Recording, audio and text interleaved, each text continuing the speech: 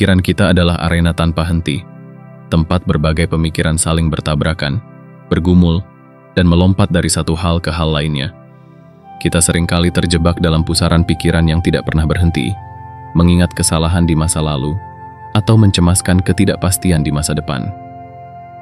Pernahkah kita bertanya, mengapa kita begitu jarang merasa benar-benar tenang? Apa yang sebenarnya kita cari ketika meraih ponsel, menyalakan televisi, atau menikmati segelas minuman favorit? Mungkin, tanpa disadari, kita sedang mencoba melarikan diri dari hiruk-pikuk pikiran kita sendiri. Namun, melarikan diri bukanlah solusi. Ketenangan sejati tidak ditemukan di luar diri kita, bukan dari hiburan, bukan dari benda-benda materi. Ketenangan adalah tentang menghadapi diri sendiri, memahami pikiran kita, dan belajar untuk berdamai dengannya. Di dunia ini banyak pemikir besar, filsuf, guru spiritual, dan tokoh kebijaksanaan yang mencoba menjawab pertanyaan, bagaimana kita bisa menenangkan pikiran yang terus bergejolak?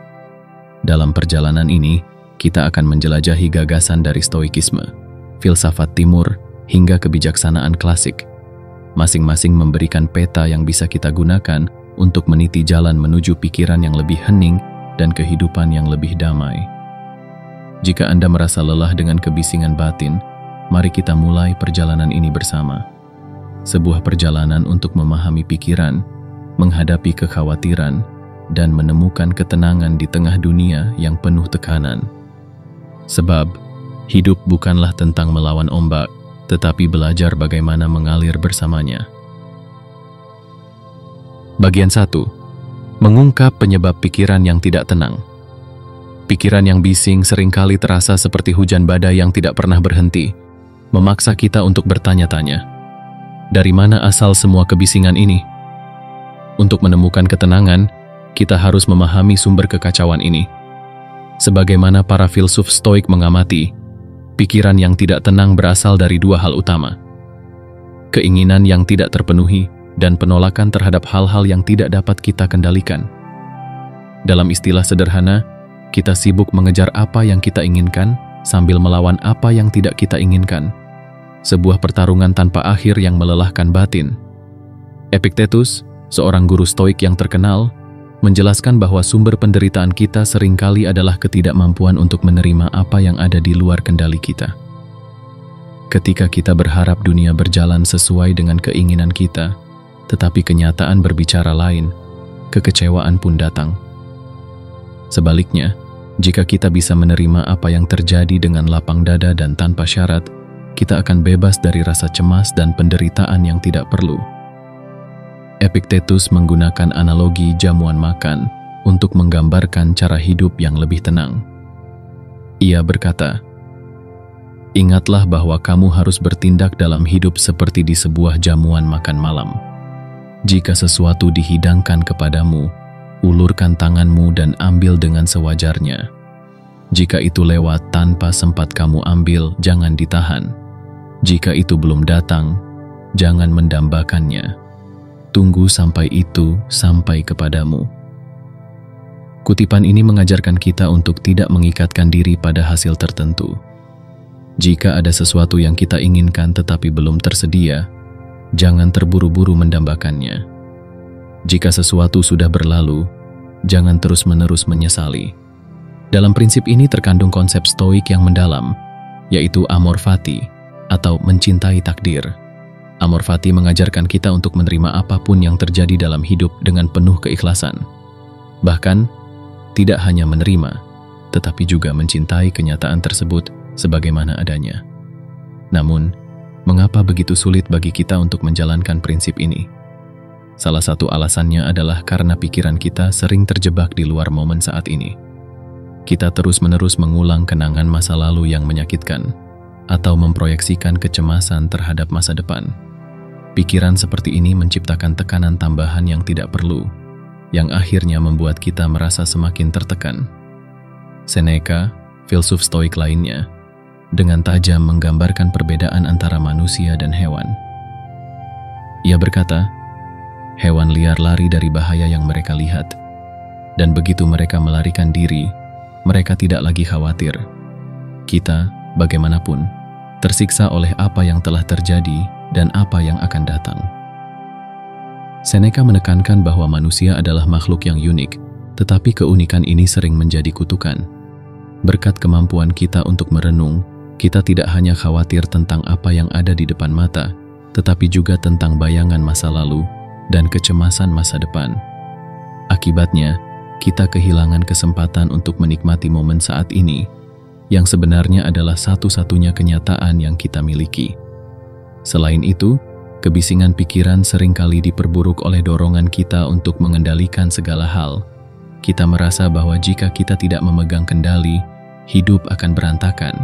Namun, kenyataannya, banyak hal yang benar-benar di luar jangkauan kita. Cuaca, pandangan orang lain, hingga kejadian acak di dunia ini adalah beberapa contoh hal yang tidak dapat kita atur.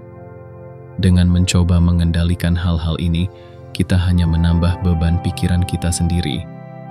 Jadi, langkah pertama untuk menenangkan pikiran adalah mengenali apa yang dapat kita kendalikan dan apa yang tidak bisa kita kendalikan. Dalam Stoikisme, ini disebut dikotomi kendali. Segala sesuatu yang berada di luar kendali kita, seperti cuaca, tindakan orang lain, atau hasil dari usaha kita, harus kita lepaskan. Sebaliknya, kita harus fokus pada apa yang ada dalam kendali kita, yaitu sikap, keputusan, dan reaksi kita terhadap situasi yang terjadi. Ketika kita memahami batasan ini, kita mulai menyadari bahwa banyak dari kecemasan dan tekanan yang kita rasakan sebenarnya tidak perlu. Kebisingan pikiran kita bukan berasal dari kenyataan itu sendiri, tetapi dari cara kita meresponsnya. Dengan belajar menerima hidup sebagaimana adanya, tanpa perlawanan yang tidak perlu, kita membuka jalan menuju ketenangan batin. Bagian satu ini mengajarkan kita bahwa untuk menenangkan pikiran, kita harus memulai dengan mengurai akar dari kebisingan tersebut. Penerimaan, pelepasan, dan keikhlasan adalah kunci untuk membebaskan diri dari jerat pikiran yang sibuk. Di bagian berikutnya, kita akan melanjutkan dengan membahas bagaimana cara untuk hidup lebih penuh di momen saat ini. Bagian 2. Hidup sepenuhnya di saat ini. Setelah kita memahami akar dari kebisingan pikiran, langkah berikutnya adalah belajar untuk hadir sepenuhnya di saat ini. Hidup di masa lalu atau masa depan adalah kebiasaan umum yang seringkali mencuri kebahagiaan kita. Kita mengulang-ulang kenangan buruk, menyesali keputusan yang telah diambil, atau mencemaskan hal-hal yang belum tentu terjadi. Hal ini menciptakan tekanan batin yang tidak hanya melelahkan, tetapi juga menghambat kita untuk merasakan keindahan hidup yang sebenarnya. Seneca, dalam karya-karyanya, berulang kali mengingatkan kita untuk tidak membuang waktu kita dengan merenungkan hal-hal di luar momen saat ini. Ia berkata, kita menderita lebih sering dalam imajinasi kita daripada dalam kenyataan. Pernyataan ini menggambarkan bagaimana pikiran kita seringkali menciptakan rasa sakit yang sebenarnya tidak nyata. Bayangkan Anda sedang khawatir tentang presentasi kerja yang akan datang. Pikiran Anda melompat dari kemungkinan kesalahan hingga kegagalan yang memalukan. Tetapi, ketika momen itu tiba, mungkin semuanya berjalan dengan baik. Jadi, semua kecemasan yang Anda rasakan sebelumnya hanyalah ilusi yang diciptakan oleh pikiran Anda sendiri. Hal ini juga selaras dengan pemikiran Eckhart Tolle, seorang guru spiritual modern yang menekankan pentingnya hidup di saat ini. Dalam bukunya, The Power of Now, Tolle menjelaskan bahwa kebanyakan manusia jarang hadir sepenuhnya di momen sekarang karena mereka percaya bahwa momen berikutnya lebih penting. Akibatnya, mereka melewatkan seluruh hidup mereka, yang sebenarnya hanya ada di momen saat ini. Tolle berkata, jika Anda selalu berfokus pada masa lalu atau masa depan, Anda kehilangan kesempatan untuk benar-benar hidup. Hidup ini hanya terjadi sekarang, dan tidak ada waktu lain selain saat ini. Namun, bagaimana cara kita melatih diri untuk hidup sepenuhnya di saat ini? Salah satu caranya adalah dengan mempraktikkan kesadaran penuh, atau yang sering disebut mindfulness. Praktik ini mengajarkan kita untuk menyadari setiap momen yang kita alami tanpa menghakiminya. Misalnya, ketika Anda sedang makan, Anda benar-benar fokus pada rasa, tekstur, dan aroma makanan itu. Anda tidak terganggu oleh pikiran tentang pekerjaan atau masalah lainnya. Anda sepenuhnya hadir dalam momen itu. Selain itu, mengelola perhatian kita juga penting. Pikiran yang sibuk seringkali terjadi karena perhatian kita tersebar ke berbagai hal yang sebenarnya tidak relevan. Misalnya, terlalu sering memeriksa media sosial atau memikirkan pendapat orang lain tentang kita. Untuk itu, kita perlu belajar untuk memusatkan perhatian pada apa yang benar-benar penting dan bermakna. Alan Watts, seorang filsuf yang dikenal karena membawa filsafat timur ke barat, menambahkan dimensi lain dalam pembahasan ini. Ia menjelaskan bahwa berpikir adalah proses linear yang lebih lambat daripada pengalaman langsung melalui indera. Ketika kita terlalu banyak berpikir, kita menciptakan jarak antara diri kita dan realitas. Watts berkata, semakin kita hidup dalam dunia pikiran, semakin kita terputus dari dunia nyata yang penuh keindahan. Berpikir memang penting, tetapi terlalu banyak berpikir justru merampas vitalitas hidup kita. Hidup yang penuh hanya dapat dirasakan ketika kita melepaskan diri dari kebiasaan berpikir berlebihan dan benar-benar merasakan momen yang ada di depan kita. Namun, tentu saja, hidup di saat ini bukan berarti mengabaikan masa lalu atau masa depan sepenuhnya. Ada kalanya kita perlu belajar dari kesalahan masa lalu atau merencanakan langkah di masa depan. Tetapi, sebagaimana dikatakan oleh filsuf Stoik, kita harus membedakan antara merencanakan dan mencemaskan. Perencanaan adalah tindakan yang terarah, sementara kecemasan adalah kebiasaan mental yang merusak. Ketika kita mampu membedakan keduanya, kita membuka ruang dalam pikiran untuk mengalami momen ini dengan lebih jernih. Dengan latihan yang konsisten, kita bisa melatih diri untuk hidup di saat ini dan merasakan kehidupan sebagaimana adanya, bukan sebagaimana yang kita bayangkan atau khawatirkan. Di bagian berikutnya, kita akan membahas bagaimana pola pikir ini dapat diterapkan dalam tindakan nyata untuk menenangkan pikiran dan mencapai harmoni dalam hidup sehari-hari. Bagian 3. Mengelola pikiran melalui penerimaan dan pelepasan.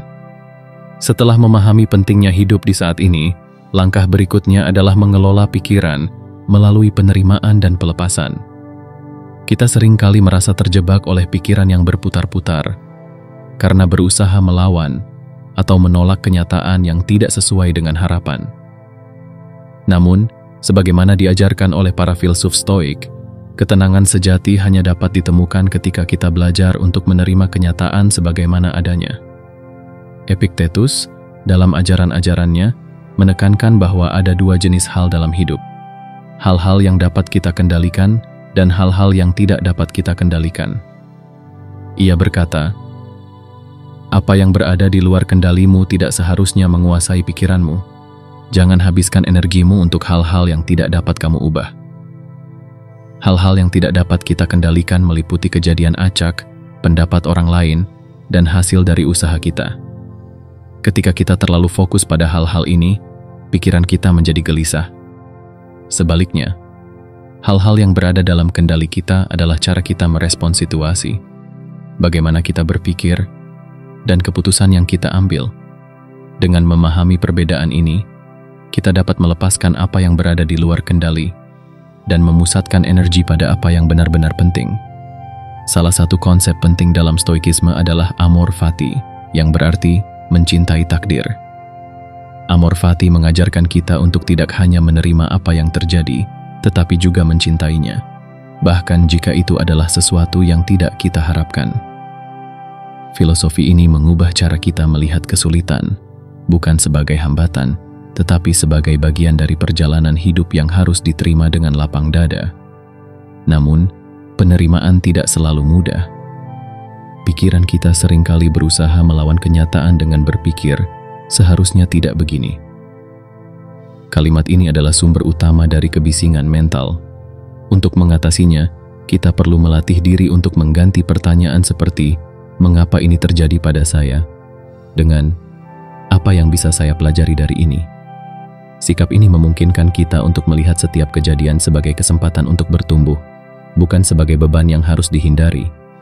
Sebagai tambahan, filsafat Timur juga menawarkan solusi yang serupa. Dalam ajaran Buddhisme, pikiran yang sibuk disebut sebagai pikiran monyet karena melompat-lompat dari satu pemikiran ke pemikiran lainnya tanpa arah yang jelas. Buddhisme mengajarkan bahwa cara terbaik untuk menenangkan pikiran monyet ini adalah melalui meditasi. Meditasi bukan berarti mengosongkan pikiran sepenuhnya, tetapi belajar untuk mengamati pikiran tanpa melekat padanya. Bayangkan pikiran Anda seperti langit dan pemikiran Anda seperti awan. Meditasi mengajarkan kita bahwa kita tidak harus terlibat dengan setiap awan yang melintas. Kita hanya perlu mengamatinya, dan awan tersebut akan larut dengan sendirinya. Dengan latihan yang konsisten, kita mulai menyadari bahwa kebanyakan pikiran kita sebenarnya tidak relevan dan hanya menciptakan gangguan. Alan Watts juga menggambarkan konsep ini dengan indah. Ia berkata, ketika kita melepaskan kebutuhan untuk mengontrol, kita mulai hidup lebih bebas dan alami, seperti sungai yang mengalir tanpa rintangan. Pelepasan bukan berarti pasrah tanpa usaha, tetapi memahami bahwa ada batasan dalam apa yang bisa kita lakukan. Kita tetap berusaha semaksimal mungkin, tetapi tanpa terobsesi pada hasilnya. Sikap ini menciptakan ruang dalam pikiran kita untuk merasa damai, bahkan di tengah situasi yang penuh tekanan. Di bagian berikutnya, kita akan mengeksplorasi bagaimana praktik-praktik seperti meditasi, mindfulness, dan latihan sederhana lainnya dapat membantu kita melatih pikiran untuk mencapai ketenangan yang lebih mendalam. Sebab, penerimaan dan pelepasan bukan hanya konsep, tetapi keterampilan yang harus dilatih agar menjadi bagian dari kehidupan sehari-hari. Bagian 4. Praktik untuk melatih ketenangan pikiran. Setelah memahami pentingnya penerimaan dan pelepasan, langkah berikutnya adalah melibatkan diri dalam praktik nyata untuk melatih pikiran menuju ketenangan. Filosofi tanpa implementasi hanyalah teori. Oleh karena itu, kita perlu menerapkan prinsip-prinsip ini dalam kehidupan sehari-hari. Ada beberapa praktik yang dapat kita lakukan untuk melatih pikiran agar menjadi lebih tenang dan hadir sepenuhnya di momen ini. 1. Meditasi untuk menenangkan pikiran. Meditasi adalah salah satu cara paling efektif untuk melatih pikiran. Dalam meditasi, kita diajak untuk duduk diam, memperhatikan napas, dan mengamati pikiran tanpa menghakimi. Banyak yang menganggap meditasi sebagai upaya untuk mengosongkan pikiran, tetapi sebenarnya meditasi adalah tentang mengamati pikiran, membiarkannya datang dan pergi seperti awan di langit. Latihan meditasi sederhana dapat dimulai dengan hanya duduk selama 5 hingga 10 menit setiap hari. Fokuskan perhatian pada napas, tarik dan hembuskan perlahan. Jika pikiran Anda mulai melayang, sadari hal itu tanpa frustrasi, lalu bawa perhatian Anda kembali ke napas. Dengan latihan rutin, Anda akan mulai merasakan pikiran yang lebih tenang dan jernih. 2. Mindfulness dalam kehidupan sehari-hari. Selain meditasi, mindfulness atau kesadaran penuh juga merupakan praktik penting. Mindfulness berarti sepenuhnya hadir dalam setiap aktivitas yang kita lakukan. Misalnya, saat makan, kita benar-benar fokus pada rasa, tekstur, dan aroma makanan. Saat berjalan, kita merasakan setiap langkah yang kita ambil, udara yang menyentuh kulit, dan suara di sekitar kita. Mindfulness tidak membutuhkan waktu khusus seperti meditasi. Praktik ini dapat dilakukan kapan saja. Dengan memperhatikan momen saat ini tanpa gangguan, kita melatih pikiran untuk menjadi lebih terfokus dan bebas dari kebisingan. 3. Melepaskan keterikatan pada hasil. Kita seringkali merasa stres karena terlalu terikat pada hasil tertentu. Misalnya, kita menginginkan hasil yang sempurna dalam pekerjaan atau hubungan, tetapi ketika hasilnya tidak sesuai harapan, kita merasa kecewa. Latihan pelepasan berarti melakukan yang terbaik, tetapi tidak terobsesi pada hasilnya. Filosofi ini selaras dengan ajaran Stoikisme yang menekankan bahwa kendali kita hanya terletak pada usaha, bukan pada hasil akhir. Sebuah praktik sederhana untuk melatih pelepasan adalah dengan menulis jurnal. Tuliskan tujuan dan usaha Anda, lalu lepaskan ekspektasi terhadap hasilnya. Hal ini membantu pikiran untuk tidak terus-menerus merenungkan kemungkinan yang belum tentu terjadi. 4. Melatih rasa syukur. Rasa syukur adalah obat ampuh untuk pikiran yang sibuk. Ketika kita menghargai apa yang kita miliki saat ini, kita mengalihkan perhatian dari kekurangan atau keinginan yang belum terpenuhi. Praktik sederhana adalah dengan menuliskan 3 hal yang Anda syukuri setiap hari, sekecil apapun itu. Misalnya, sinar matahari pagi, udara segar, atau percakapan hangat dengan seorang teman. Rasa syukur membantu pikiran untuk fokus pada hal-hal positif yang pada akhirnya menenangkan pikiran dan menciptakan rasa damai. 5. Melatih napas untuk mengatasi stres. Napak merupakan jembatan antara tubuh dan pikiran. Ketika pikiran terasa gelisah, napas seringkali menjadi pendek dan cepat. Dengan melatih napas panjang dan lambat, kita dapat menenangkan sistem saraf dan menciptakan ketenangan dalam diri. Cobalah latihan pernapasan sederhana, seperti menarik napas dalam-dalam selama 4 hitungan, menahan selama 4 hitungan, lalu menghembuskan napas perlahan selama 4 hitungan. Ulangi beberapa kali hingga Anda merasa lebih tenang. Bagian 5. Menciptakan hidup yang harmonis dan seimbang. Setelah memahami filosofi penerimaan dan pelepasan, serta mempraktikkan teknik untuk melatih ketenangan pikiran, langkah terakhir adalah menyelaraskan semua ini ke dalam kehidupan sehari-hari. Sebab, ketenangan pikiran bukanlah suatu pencapaian yang berdiri sendiri, melainkan bagian dari perjalanan hidup yang lebih besar, hidup yang harmonis dan seimbang. 1. Mengintegrasikan filosofi ke dalam aktivitas harian. Filosofi ketenangan pikiran, seperti yang diajarkan oleh para filsuf Stoik dan tradisi spiritual Timur, tidak hanya relevan di saat-saat meditasi atau refleksi. Filosofi ini harus menjadi panduan dalam menjalani setiap aspek kehidupan, mulai dari pekerjaan, hubungan, hingga cara kita menghadapi tantangan. Contohnya, ketika Anda menghadapi kritik dari orang lain, terapkan prinsip penerimaan. Alih-alih bereaksi dengan defensif, cobalah untuk mendengarkan dengan tenang dan memilah apa yang bisa Anda pelajari dari kritik tersebut. Penerimaan bukan berarti menyerah, tetapi memilih untuk merespons dengan bijaksana, tanpa membiarkan emosi menguasai Anda. Ketika filosofi ini menjadi bagian dari cara berpikir Anda, pikiran tidak lagi mudah terguncang oleh hal-hal eksternal. 2. Menjaga keseimbangan antara pikiran, tubuh, dan jiwa. Keseimbangan adalah kunci dari kehidupan yang harmonis. Pikiran yang tenang tidak dapat dicapai jika tubuh kita lelah atau jiwa kita merasa kosong. Oleh karena itu, penting untuk memperhatikan ketiga aspek ini secara bersamaan. Pikiran. Latih pikiran dengan membaca, belajar, dan merenung. Tetapi hindari terlalu banyak berpikir. Luangkan waktu untuk istirahat dari informasi yang berlebihan. Tubuh. Jaga kesehatan tubuh dengan olahraga teratur, makan makanan bergizi, dan tidur yang cukup. Ketika tubuh sehat, pikiran lebih mudah mencapai ketenangan. Jiwa. Isi jiwa Anda dengan hal-hal yang memberikan makna, seperti menjalani hobi, berbuat baik kepada orang lain, atau terhubung dengan alam. Keseimbangan ini membantu menciptakan fondasi untuk menjalani hidup yang lebih damai. 3. Melepaskan harapan yang tidak realistis. Salah satu sumber utama ketidaktenangan pikiran adalah harapan yang tidak realistis terhadap diri sendiri atau orang lain. Ketika kita menetapkan standar yang terlalu tinggi, kita cenderung merasa kecewa dan gagal.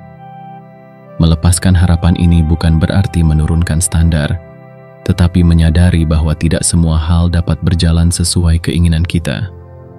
Cobalah untuk fokus pada proses, bukan hasil. Misalnya, jika Anda sedang mempelajari keterampilan baru, nikmati proses belajarnya tanpa terlalu terpaku pada hasil akhir. Dengan demikian, Anda dapat menikmati perjalanan hidup tanpa terbebani oleh tekanan yang tidak perlu. 4. Membangun hubungan yang sehat. Hubungan kita dengan orang lain memainkan peran besar dalam ketenangan pikiran.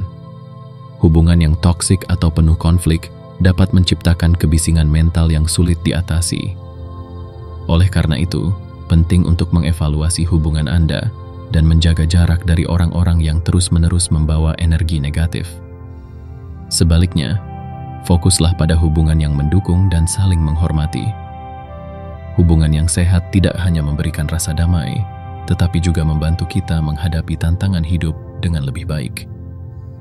5. Menghidupi prinsip kesederhanaan. Kesederhanaan adalah inti dari hidup yang harmonis. Alan Watts pernah berkata bahwa kebahagiaan tidak ditemukan dalam akumulasi materi atau pencapaian eksternal, melainkan dalam kemampuan untuk menikmati hal-hal kecil dalam hidup. Dalam dunia yang penuh dengan distraksi dan keinginan, kesederhanaan memungkinkan kita untuk kembali fokus pada apa yang benar-benar penting. Latihlah kesederhanaan dengan mengurangi hal-hal yang tidak perlu, baik itu barang, aktivitas, atau pikiran. Ketika hidup menjadi lebih sederhana, pikiran pun menjadi lebih ringan, dan kita bisa merasakan ketenangan yang sejati. Kehidupan kita adalah perpaduan antara ketenangan dan kegaduhan, antara momen-momen bahagia dan saat-saat penuh tekanan. Namun di tengah semua itu, kita memiliki kemampuan untuk menemukan harmoni, bukan dengan mengendalikan segala hal, melainkan dengan menerima apa adanya, melepaskan yang tidak perlu, dan hadir sepenuhnya di saat ini. Ketenangan pikiran bukanlah tujuan akhir yang harus dikejar mati-matian. Ia adalah proses, perjalanan tanpa garis akhir, yang kita jalani dengan penuh kesadaran. Dalam setiap napas, dalam setiap langkah, kita diundang untuk kembali kepada diri sendiri, kepada momen ini, dan kepada keindahan hidup yang seringkali terlewatkan karena kebisingan pikiran. Sebagaimana dikatakan oleh para filsuf, guru spiritual, dan kebijaksanaan kuno, ketenangan sejati datang ketika kita berhenti melawan arus kehidupan dan mulai mengalir bersamanya. Ketika kita belajar untuk menerima takdir dengan cinta, hidup di saat ini, dan melepaskan hal-hal di luar kendali, kita menemukan bahwa kedamaian bukanlah sesuatu yang jauh. Ia selalu ada di sini, menunggu kita untuk menyadarinya. Mari kita jadikan hidup ini lebih sederhana, lebih damai, dan lebih bermakna dengan melatih pikiran dan jiwa kita untuk selalu kembali kepada apa yang benar-benar penting. Sebab hidup yang tenang bukanlah hidup yang bebas dari masalah, melainkan hidup yang penuh dengan penerimaan, keikhlasan, dan kebijaksanaan. Mulailah hari ini dengan satu langkah kecil, entah itu melalui meditasi, rasa syukur, atau sekadar memperhatikan napas Anda. Sebab perjalanan menuju ketenangan pikiran dimulai dari satu momen kesadaran, dari keputusan untuk hidup lebih selaras dengan diri sendiri. Dan akhirnya, semoga Anda menemukan ketenangan di tengah riuhnya dunia ini. Sebab di dalam ketenangan itu terdapat kehidupan yang sesungguhnya.